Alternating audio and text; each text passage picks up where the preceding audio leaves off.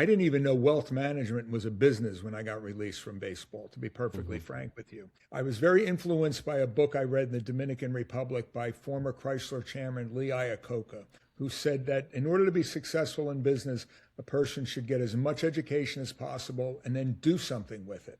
And so what we decided to do, my wife and I, is I was going to seek a job in public accounting to have that background. And within 2 weeks of my release, I had 4 job offers.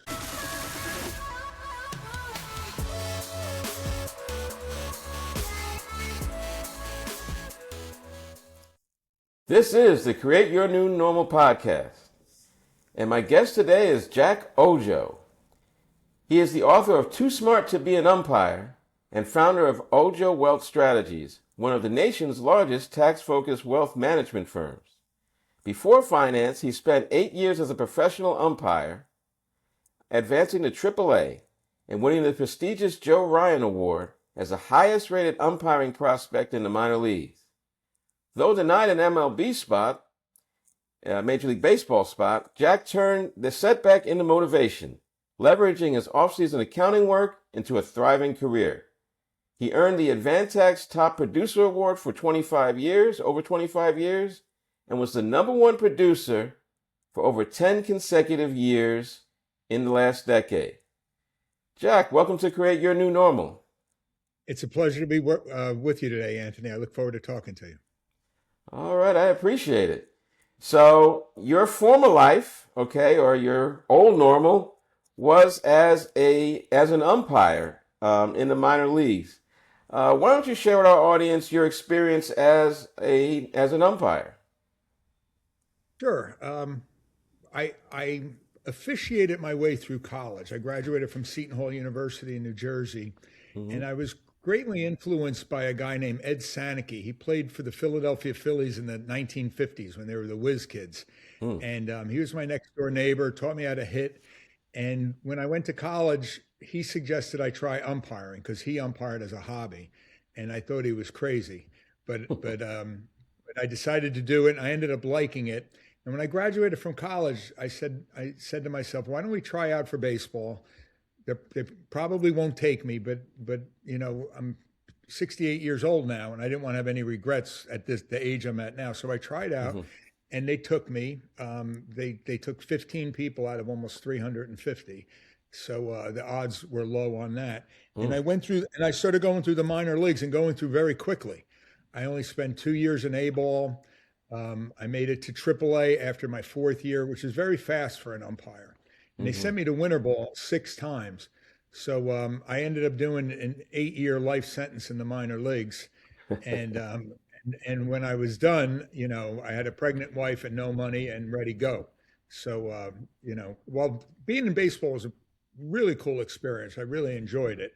The financial aspect is in the minor leagues, you're living in poverty. And then you got to do something else with your life when they say no. Yeah, now it was 8 years in the minors, and minors is professional baseball. It's not like college where they don't get paid. I mean, they get paid now, and I mean, back then they were probably getting paid too. Did I say that out loud? I wasn't supposed to say that, but anyway, yeah, they get paid, and the umpires get paid. So it is a profession. I mean, obviously you didn't make a whole lot of money, but it is a job. It's something that you have to be good at, okay? And, as I said, you were the highest rated umpiring prospect in the minor leagues. So you were like the Alex Rodriguez, the Bryce Harper, the Paul Skeens of minor league umpires. So you umpired at a very high level, which is not easy. And as we know... Go ahead. No, go ahead. It's not easy, but it's also very subjective, Anthony, too, in that, I draw an analogy to watching Miss America on TV. You might like Miss Texas and I might like Miss Mississippi. They're both beautiful women, but only one person can be Miss America. And when you're involved in a subjective, being picked for something so subjective, different people have different opinions. And you saw something I signed in for. The people that gave me those awards, unfortunately, weren't the people in power, by the time decision time came at the end of year 8. So that's what happened with me. And I knew that going in.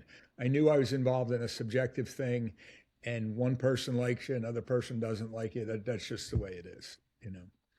Yeah, it is subjective, as you say, but you were the top-rated umpiring prospect in the minor leagues. You won the prestigious Joe Ryan Award. Not everybody gets that.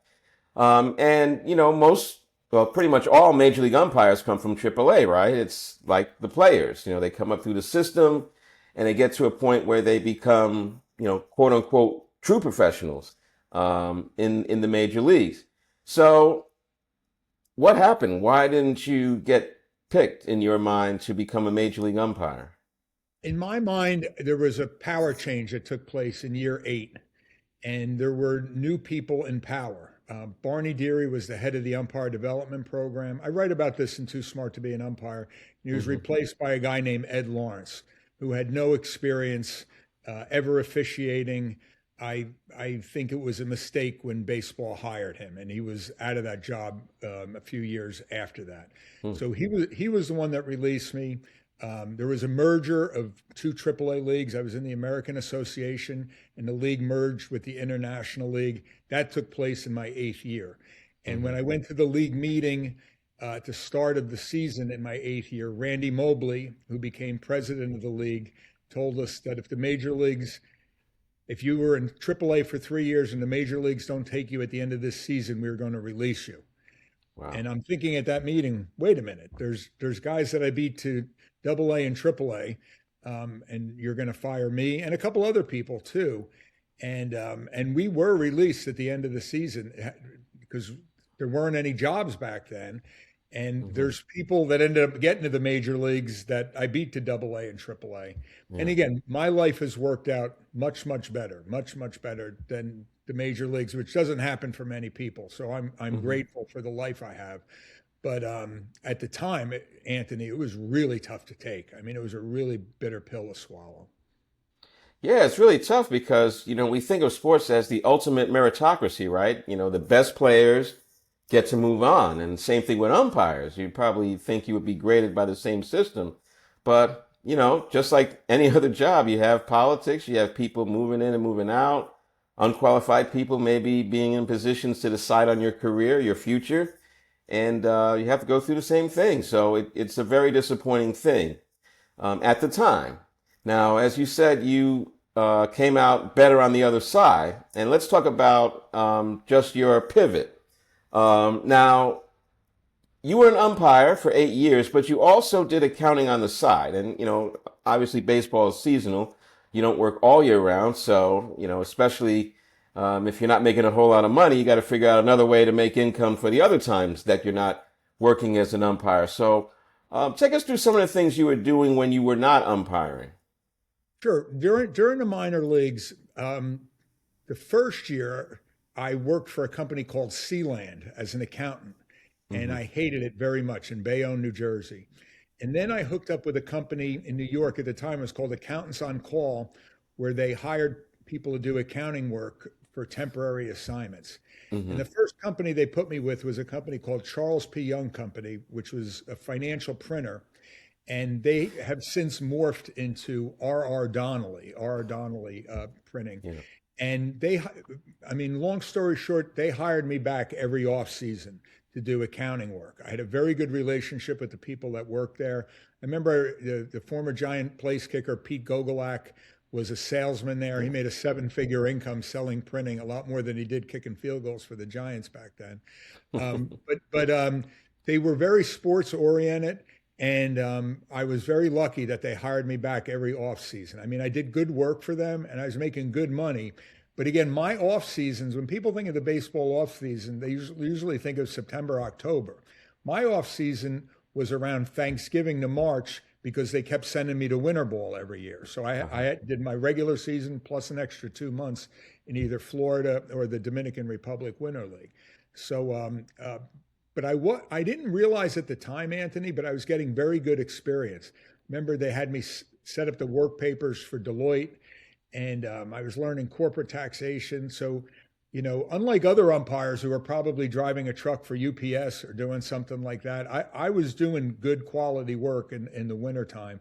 So I probably picked up about 2 to 4 years worth of experience in the off seasons, even though I was in baseball. And that was a good thing to do. So I had some fallback, if you will. Yeah. Now, the question was, being a major league umpire a childhood dream or a dream that you had growing up? Or was it just something that you wanted to do for a certain length of time? No, I was a normal kid. I wanted to be the starting catcher for the New York Yankees because I was a player on we won the state championship in high school. I was an all county catcher, left-handed hitting catcher. So no, I wanted to be a player like anybody else, but our family had no money. My parents didn't even believe in going to college until they saw years later how much it benefited me. But my parents were anti-college. Go out and get a job. You're not getting any money for college. So I had to do it on my own. Hmm. And so I needed to make money to put myself through college and have spending money. And umpiring, I also worked for the Newark Star Ledger as well when I was in college. But the umpiring, was a good way to make extra. It's still a good way to make extra money, but there's a shortage of officials. I think we live in a very soft society now. Hmm. But officiating was a very good part-time job for a college kid, and that's why I did it back then. But it was also fun. I remember going to Yankee games when I was a kid and seeing the second base umpire, and I did think that might be a pretty cool job to have someday. Uh-huh. You're only working 3 hours a day. You get 5 months vacation, probably making good money. So that's what attracted me to it. Everybody compares being an umpire to a player, but compare your job or anybody's job to being a major league player. That's like a dream job. Most people don't get to live that life. And again, when I did get released and I started my accounting and wealth management business, a lot of the major league umpires became clients of mine. So I'm very familiar with the Wow. lives they've led, both the good and the bad. And, so it is a very good job. It is a very good job. Yeah, and the second base umpire has the best view. They're right behind the second base, the Yeah, pitcher's mound, and home plate. So that is a great that's an place to easy gig. be. Yeah. Yeah, so you had to pivot because you lost your job as a minor league umpire, and this work in the off season probably made it a lot easier for you because there are a lot of people who are unfortunate. They lose their job and then they don't have something to fall back on. You did, so that had helped you. So now let's talk about this journey. All right. So again, you were the umpire, the top-rated umpire in the minor leagues. So I guess that would probably be a big letdown for you. But you were able to come out on the other side as an accountant, and you've grown into one of the top tax consulting firms in the country. So tell us about your journey.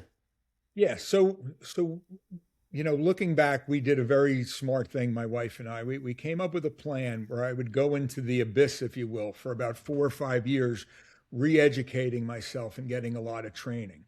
By the Hmm. way, not even knowing where that would lead. I didn't even know wealth management was a business when I got released from baseball, to be perfectly Hmm. frank with you.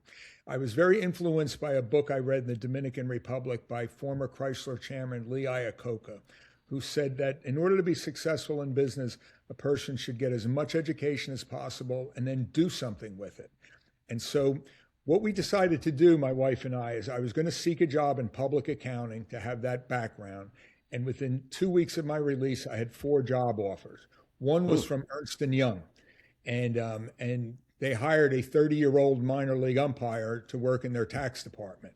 And I think I had an in there because they did the audit for Major League Baseball, and baseball gave me a good reference. So I got in with Ernst and Young, and over the next 4 years, Anthony, I took the CPA exam and I passed all 4 parts in one sitting. And How I go about that? through what that was like in the book. I got my CFP, my Certified Financial Planner license. I got my securities license, insurance license, and I got a master's degree in taxation.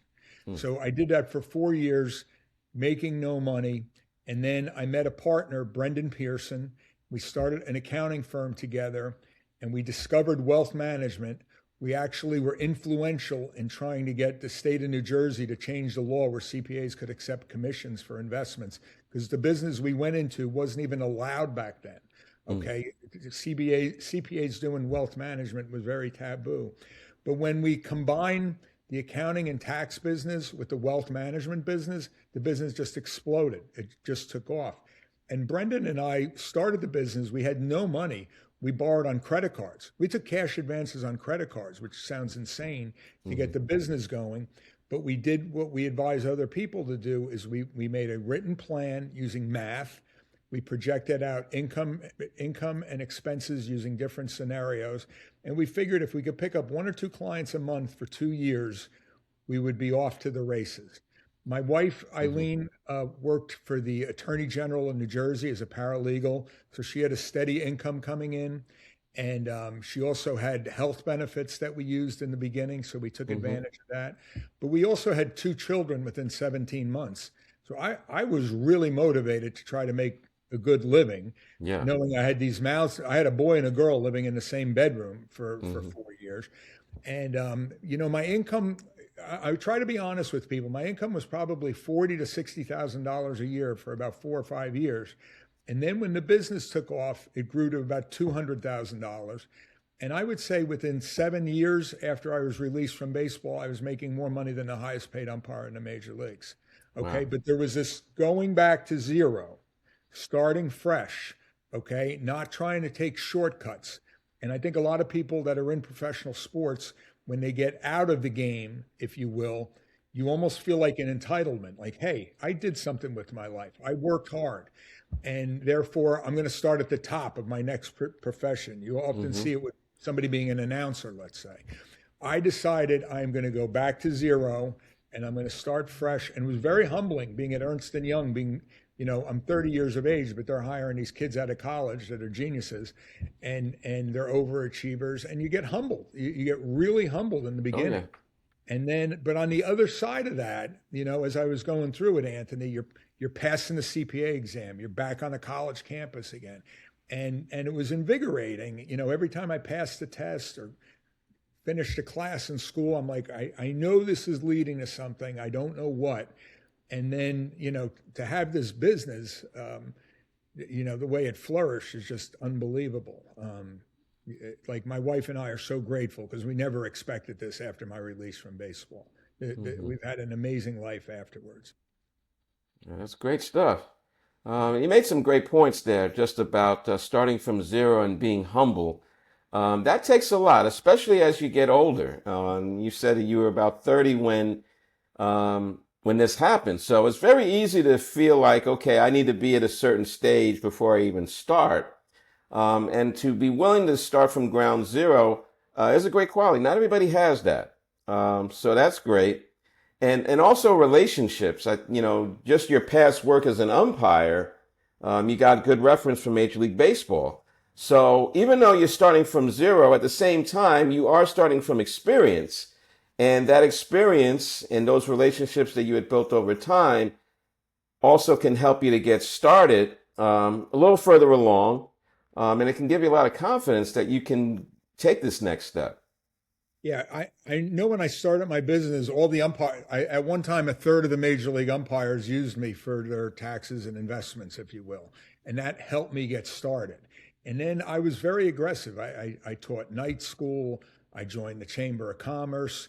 I had a sign in my office that said, if I'm looking across at a computer screen, I'm probably doing something wrong. And if I'm looking across at an eyeball, I'm probably doing something right. I really did. And when I got a client, again, Anthony, because of the experience in baseball, if you think about it, when you're going through the minor leagues, it's kind of like being on the television show Survivor, because at the end of every season, they vote a lot of people off the show, if you will. And I was able to survive 8 years. And when I would meet with a client at the beginning, I was worried about getting fired. I really had this in me, and I tried to provide them with so much service. What ended up happening is the clients became overwhelmed by the service and they became advocates for our practice. And I consider myself a nerd, Anthony, and not a top salesman. So I relied on the clients to bring me all the new business that we ended up getting. And that's what happened. I learned so many lessons in baseball. I don't think I could have had the successful career I had in business if it wasn't for all the experiences I had in baseball. dealing with people on their worst behavior, how to handle being part of a team, calling the 3-2 pitch with the bases loaded and the cameras popping. Okay. But the stress of being a financial advisor is child's play compared to the stress of being an umpire. And how to handle worst case scenarios, which was the release. In my business, I go through worst case scenarios with clients when I implement financial plans. When 2000 to 2002 occurred, when the market went down 50%, 2008, when the stock market went down 40%, our clients stayed with us, and we were picking up clients from all over the place. After the 2008 financial crisis, which should be one of the worst things that happens to a financial advisor, my business grew by over 400% within 2 years. Wow. Okay, because we were picking people off from other places. When I've advised our clients to pay off their mortgage, be debt free, try to live off of interest and dividends, things along those lines, so that when bear markets take place, you can survive them. So the advice I was giving to my clients, they were like, this works. It works in good markets and down markets. It's and we had a sustainable process that's worked for many years, and I'm proud of it. Great. I want to go back to your life as an umpire, because you talked about how a lot of these umpires became your clients. Yes. So how important was it for you to have, well, first of all, I would assume that you had great relationships with your fellow umpires. Sure. How important is having good relationships with your colleagues in your current job? And then if you want to move forward to something else, how important are those relationships? Well, that's a great question. And I've advised my adult children, your reputation follows you around. It's not just one job you have. You're creating relationships in a career. And so in my career, I was very proud, by the way, when I finally saw my evaluations as a result of somebody else's lawsuit. I saw that the minor leagues, when they're making their report, Jack Oujo is a very steadying influence on a crew. The crews that he's on tend to perform better than other crews. He's a very good influence on his partners. And when I coach kids later on, I always told them the nicest thing somebody can say about you when your days are done is that you were a good teammate to them.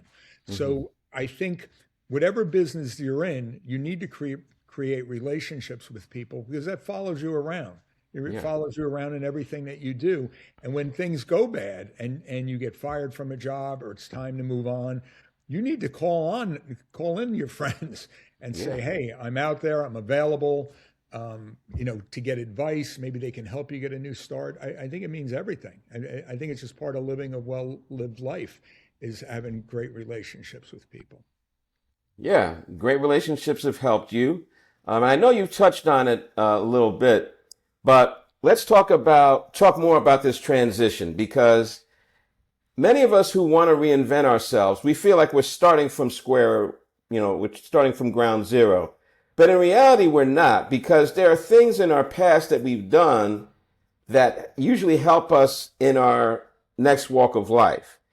You talked about this a little bit. How did your time as an umpire help you in your current business? And I know you talked a little bit about, being on the spot with cameras on you and decisions and things. Like, let's talk about some of the things you do as an umpire, right? You're on the field, you make a split-second decision. It's the right call. Like, we go through the replay and it's right.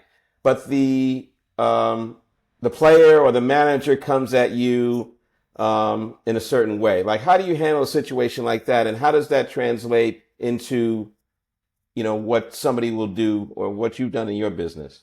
Sure. When you're an umpire, you let people air themselves out, okay? And you listen what they have to say, and then you feed it back to them, okay? So you're saying you were safe because your hand beat the throw. And then you would give your explanation of what you saw, okay? That same thing with a client. You're upset because the stock market's down 10%.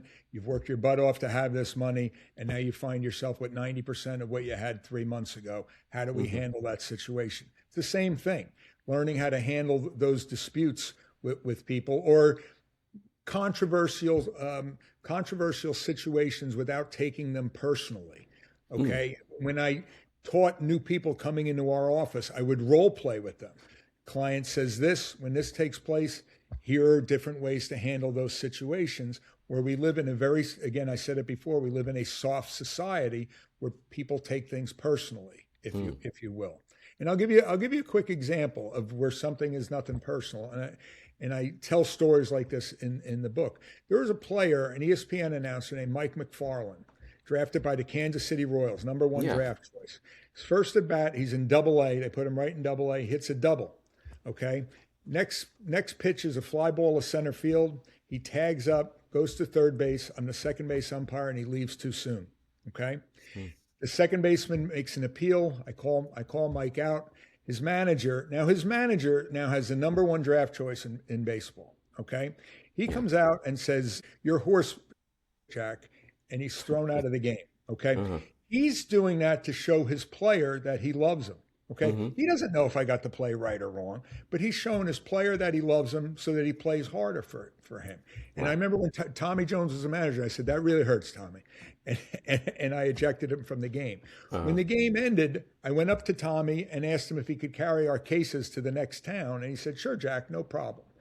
That is a professional baseball argument where there is nothing personal.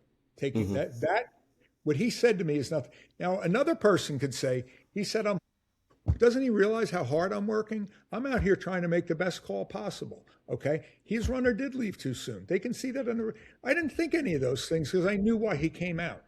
Okay. And when I think the ability to put yourself in other people's situations is something I learned as an umpire. Why are they coming at me? Why are they coming after me? And if you're in business and you can take difficult clients or customers and spin them around so that they're on your side, they can become your biggest advocates and biggest supporters. And if you want to know why I was a number one advisor in our firm versus number 20 or 30, it's because I had the ability to deal with different types of people that maybe other advisors couldn't handle. I could deal with the widow, the engineer, the plumber, the electrician, okay, the left brain oriented people, the people that think, all types of different people. That's where good to great comes in, I think, a little bit, if that makes sense. Oh yeah, definitely. It's great that you use those skills to move into this new phase of life. You had mentioned something about working with a crew, which I didn't think about. How is working with a crew? And I'm pretty sure that you were the head of some crews, and obviously you were a part of other crews. Sure. So how does working with a crew, how does leading a crew, being a crew chief, how do those things help you in your current business? Sure. Well, you got to remember, in professional baseball, when you're umpiring and you're part of a team, okay, these are jobs on the line for not just the players, but also the umpires. Okay. And I wrote in Too Smart to Be an Umpire, I make several examples of this, but I'll give you an example. There was one play I mentioned in Buffalo, New York, where I was the home plate umpire. There's 20,000 people at the game. And there was a possible obstruction at first base where the first base umpire was signaling that's nothing. He's making a safe sign, seeing that there was possible obstruction, but there's nothing. Second base umpire from out at her position, all of a sudden yells out, "That's obstruction," and really screwed the first base umpire by yelling that out. And there's a big argument that takes place. Okay. And I was the crew chief at that point. And I said to the first base umpire, when we go back in, you're not going to say anything to her about this situation because she has no idea. And careers can get changed because of one umpire making a mistake. And you got to remember, you have to live with each other the whole year. You're living with each other for a whole season. So there's a whole bunch of dynamics involved. And, you have bad umpires that you work with and good. I mean, they'd all be good at the high school or college level, but professional baseball, you make one mistake, careers get ruined over it. Right. And in the business world, I was aware of those things. And there's so much of being part of a crew with being an umpire. The public doesn't know it. If you watch a baseball game, when the ball's hit, the umpires are rotating and moving all over the place. Yeah. And you never see a major league game where a base is left uncovered. But if you put four people out there that didn't know what they were doing, there would be bases left uncovered if the rotations get messed up. So communication, all those things are very important.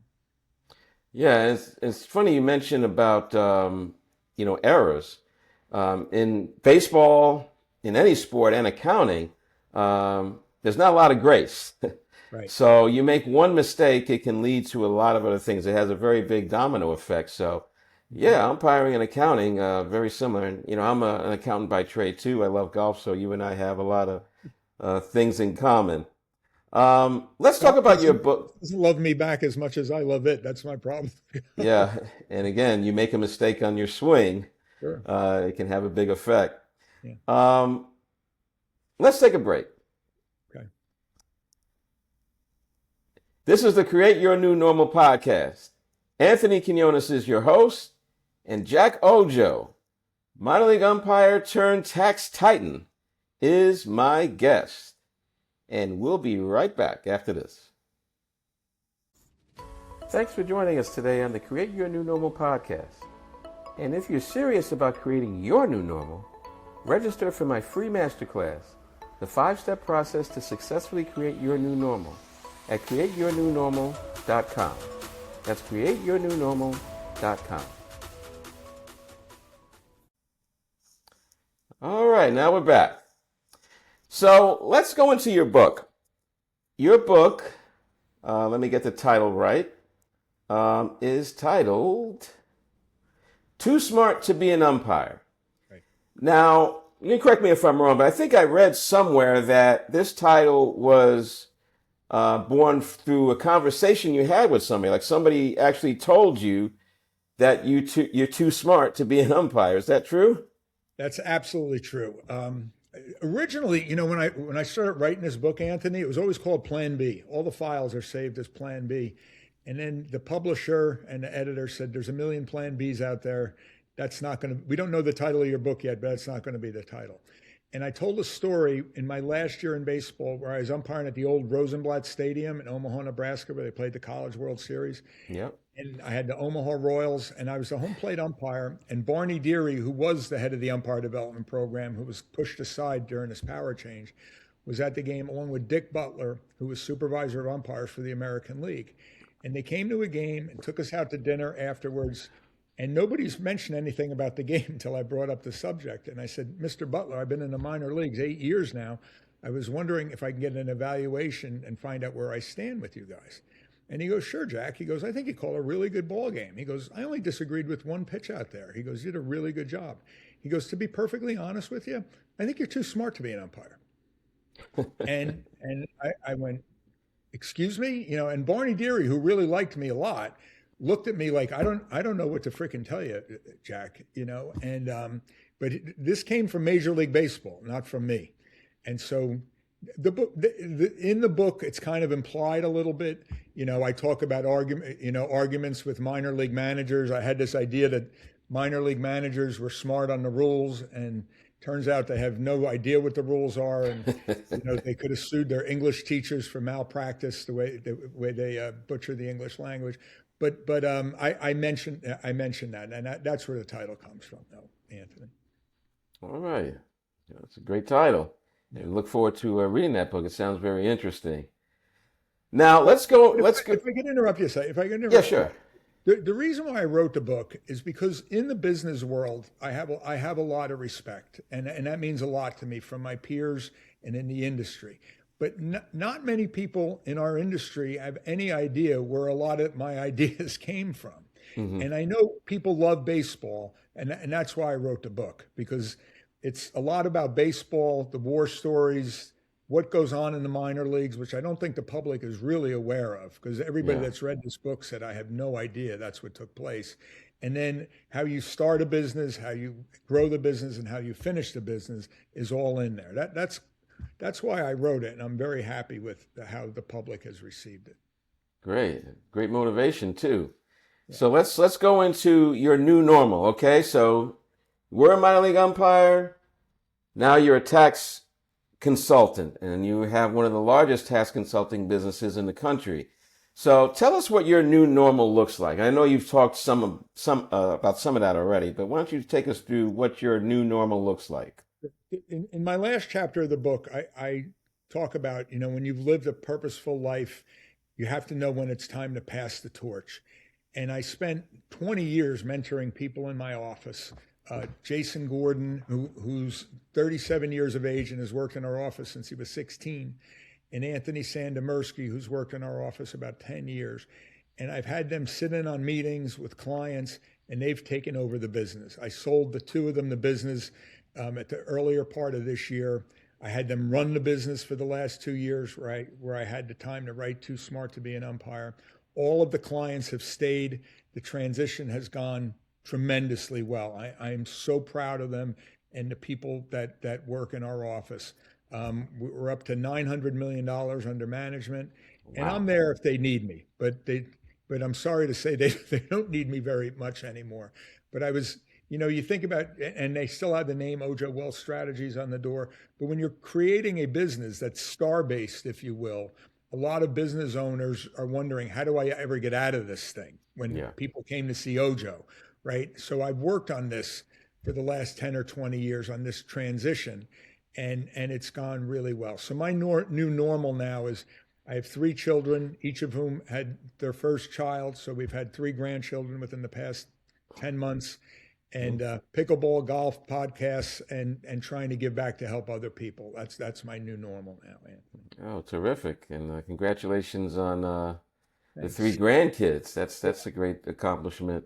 And I think it's great that, a true leader is someone who can reproduce themselves to the point where they're not needed. And I know sometimes in our pride, we want to feel needed. But I think it's great that you've created a business and then now you've passed it on to the point where they can do for themselves. And obviously, you're a sounding board. You're going to be there if they need advice. Right. But to create something where you're not needed, I mean, that's freedom. That's a great thing. Yeah. And you know what we hear this word fiduciary, the Ken Fisher ads, which drive me up the wall. I'm thinking, could you imagine an umpire saying, I'm a fiduciary, hire me because I'm trying to do the right thing? Fiduciary should be implied. But I believe I did my fiduciary responsibility by transferring the business to our employees. I turned down private equity money, which was a significant amount of money, by the way, so that the guys in my office or the people in my office can run their own business. I wish more business owners did things like that, where you create these win-win situations where I win by selling it, they win because now they own a going concern here and can provide for their families as well as the families in our office. And when I spoke to our clients about it, I said to every one of them, if anybody has a better idea, I'd love to hear it, because I wasn't about to sell it to somebody that was going to screw our clients and our employees, by the way, which is happening all over corporate America right now. Yeah. We've had a parade of people coming in to roll over their 401ks because they got downsized for some reason. I wish there was more moral responsibility in corporate America to do the right thing, but that's why I became self-employed. I didn't want to rely on other people, if you will. I like the cause and effect. Yeah, corporate America. Yeah, a lot of people have gotten screwed in that, and I think, correct me if I'm wrong, I think your experience of being let go as an umpire probably had something to do with it too, because you had someone who backed you, and then you had an outsider come in, and then that didn't work out. You handing over the business to somebody on the inside as opposed to having a venture capitalist or somebody who will just run it into the ground. Because, I mean, as we've seen, a lot of businesses, the quality goes down. It becomes a mess because it's all about the almighty dollar. But you talking about transitioning something that's going to last, that's a great quality. So was that a lesson you learned from that experience? Absolutely. A lesson in baseball was how not to treat people. Okay. And I followed the Richard Branson methodology where your employees come first. And if you take care of your employees, they'll take care of your clients or customers. Yeah. And that's exactly what happened. 2 of our first employees that we ever hired, Anna Michael and Loretta Sohan, worked with me for over a quarter of a century. First hires. They stayed with me all the way. And I never used the phrase worked for me. I think that's condescending. They worked with me the whole time, and they retired before I did. So having people, I had quantified bonus systems so that people could feel they're part of the business financially. Okay. All these things were, I think your people are the most important part of your business. And you can see it when you enter any business. If employees have a good attitude or bad attitude, it tells you something about the person at the top, because that's where it all comes from. And I believe when clients came into our office, they could sense if it was a well-oiled machine and the people working there were happy or not. I think it's a big deal. Yeah. Yeah, great stuff. All right, so you've talked about your transition from A to B, minor league umpire, to your own business, and now transferring, Out. transitioning, that's the word, transitioning out into being a pickleball player, golfer, grandfather, etc. So a lot of us who are listening, we are at the beginning of reinvention. Okay, we want to do something different, but we're not sure how to do it.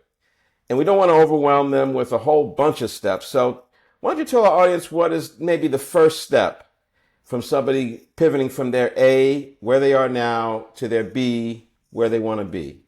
Absolutely. It's a great question. And I would do two things. Number one is I would use pencil and paper or Excel spreadsheet, AI, what have you, and I would create my vision. If you want to do something else, what does that vision look like with math, with freaking math, where you're outlining how much you're going to make in salary or sales, what my expenses are going to look like over the next few years, and then what's the bottom line using probable, best case, and worst case scenarios, and look at it and behold it and see if you want to move forward. The second thing I would do is seek out people who are doing what you aspire to be doing. Take them out to lunch, have breakfast with them, pick their brain. I have people reach out to me once a month to pick my brain on certain things, and they're right to make that call. I'm thinking about doing this or that. What did you do? What do you think? People are very willing to share their knowledge. Okay. They love talking about themselves, right? So seek that out. And then your decision should become self-evident. And I'll give you an example unrelated to finance or accounting. And it's with my middle child, Christopher. Christopher always wanted to be an airline pilot. Okay. Daddy, I want to be an airline pilot. I don't know the first freaking thing about being an airline pilot, how that works. But we were smart enough that we had two airline pilots come to the house and sit down with them. And they both explained, if you want to be a pilot, you connect these dots. This is the best way to go about it. He became a captain at Alaska Airlines by the time he was 33 years of age. Captain, not first officer, captain. Okay. And he had people tell them, here are the dots to connect. This is the fastest way. If I had to do it over again, this is how I would do it. Okay. My daughter, internships, ask questions. Now is the Department of Energy's attaché at the U.S. Embassy in Beijing, China, married a White House correspondent. Okay, this is what successful people do. Okay, and again, I don't know the first thing about the Department of Energy in China. I don't know what the heck she does. I don't think she's allowed to tell me a lot. I don't know anything about how to fly a freaking airplane, but I do know if you're going into something, that's how to go about doing it. Okay, is seek out mentorship. Put a written plan in place, not the narrative, with math. Do math on it. Yeah. Appreciate it. And I know that we want to do great in business, we want to do great in sports or whatever, but it's nothing like being a great parent. I don't know what that is, but it sounds like you've done a great job parenting. So I want to commend you for that as well, because that's the most important thing above all, being a great father, being a great husband or wife. So again, thank you for that. Now, let's look at people who are in the process, okay? Right. We're not in the beginning. We're on our way there, but we get stuck. And I think anybody that tries to reinvent themselves at some point gets stuck. It's not this smooth transition. It's more like the stock market where it's kind of up and down. So if somebody is stuck in their reinvention process, if they're trying to get to their new normal and they hit an impasse, what is one tip that you would give to those people? You have to reevaluate using the process that I just gave you, okay? Because you have to go back and say, I'm stuck. Let me look at this situation as if I was starting from this point forward. It happens all the time, Anthony, with me when dealing with clients. I could have a client that just went through a divorce. And when they come in, I go, we now have to look at your plan as though we're meeting for the first time because your whole life is completely different right now. And that is the process I would go back to over and over and over again. The fact that you're stuck is something that should be expected, by the way. In Yeah. my business, there were ebbs and flows. There were mistakes I made during the beginning. This wasn't, straight to the top, Mr. Big Shot number one advisors, setbacks Yeah. all along the way, which I wrote about in the book. But I always did go back to that process of let's look at the math, let's look at the numbers. All we can do is move forward. Let's see what's going to happen going forward, and that's what people need to do. And I think they also need to have a really good attitude and a really good partner involved, because there's so many people, especially nowadays, that want to knock you down and say that you can't do things. If you want quick wealth in America, create a business that you could sell to somebody else. They're willing to buy it. Look out there. Use AI. It's a wonderful world out there. You just have to go for it. I think people really need to go for it and not be afraid of falling flat on their face. Okay. Again, as a minor league umpire, the most money I ever made in a season was $8,000 a year. You can do all the freaking inflation adjustments that you want. Maybe you'll get $25,000 a year with inflation. Yeah. But I know what it's like to dine with Chef Boyardee. Okay. And be really struggling. You have to have that courage to fall flat on your face. Okay. With a supportive partner. Okay. And say, if this happens, we'll pick ourselves up and keep moving forward. Ultimately, you'll win at the end of the day, unless there's a health issue or something along those lines. Yeah, it's great stuff. Yeah, because I don't do it on purpose, but sometimes we can portray reinvention as easy. We can say, I was here, now I'm here, and I went through a couple of things along the way, but it's not like that at all. It's definitely a lot of reevaluation. I think that was a great point you made about reevaluation. It's something I got to think about. Because you sometimes you set a plan and you kind of expect it to go through completion, but sometimes you have to reevaluate along the way and reset, retarget, and do a lot of the same things you did at the beginning. So I appreciate that. When I was going through my reinvention process, I remember when I was, I'm coming out of baseball, and I said to my wife, I'm going to take a CPA exam, and I took a test to self-assess where I was. Okay, 100 questions. A, B, C, and D. You had 4 chances of being right. I scored a 37 out of 100, where you can get a 25 for just picking out dots. 25. Yeah. I was 37 for 100. And I remember I took my first class when I went to get my master's degree in taxation, and my car was towed because I parked in the wrong spot. Oh. There's all kinds of stuff that are just idiotic and stupid that happen along the way that people have to be able to overcome. And but your attitude's got to keep moving you forward. It's so important. All right. Well, I appreciate the time, Jack. I know you've shared about this book, Too Smart to Be an Umpire. How do we get the book, and how do we find out more about more about you? Yeah, if people go, there's a website for the book called toosmarttobeanumpire.com. If anybody wants to get in touch with me, there's contact information there. I'm always happy to help people out. They can buy the book through that website or through Amazon or Barnes & Noble online. It's pretty easy to get it. I think it's $15 or something along those lines. And it's an Amazon top 10 bestseller in its category right now.